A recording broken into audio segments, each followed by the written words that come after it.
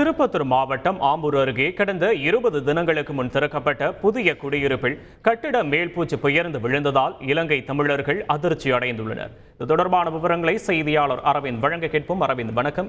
இதனால் யாரேனும் பாதிக்கப்பட்டார்களா? விவரங்களை பதிவு பண்ணலாம் அரவிந்த். வணக்கம். அதாவது திருப்பத்தூர் மாவட்டம் ஆம்பூர் அடுத்த மின்னூர் மற்றும் சின்னப்பள்ளிக்குப்பம் பகுதியில் உள்ள இலங்கை மறுவாழ்வு மையத்தில் வசித்து வரும் இலங்கை தமிழர்களுக்கான குடியிருப்புகள் கடந்த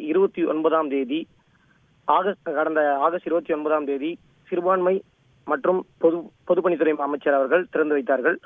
இந்த கட்டிடங்களானது ரூபாய் 12.42 கோடி ரூபாய் மதிப்பீட்டில் 236 கட்டிடங்கள் கட்டப்பட்டு திறக்கப்பட்ட தினத்தன்று பொதுப்பணித்துறை அமைச்சர் ஏவா வேலு மற்றும் சிறுபான்மை நலத்துறை அமைச்சர் செஞ்சி மஸ்தான் ஆகியோர் திறந்து வைத்திருந்த நிலையில் கடந்த 20 நாட்கள் கூட ஆகாத நிலையில் தற்போது குடியிருப்பில் வசிப்பதற்காக இலங்கை தமிழர் பயனாளிகள் வந்திருந்தனர். இந்த நிலையில் குடியிருப்பில் உள்ள மேல் பிரதேசத்திலிருந்து மேல் பூச்சி தளங்கள் பேர்ந்து விழுந்ததால் குடியிருப்பு வாசிகள் அச்சத்தில் இருந்துள்ளனர்.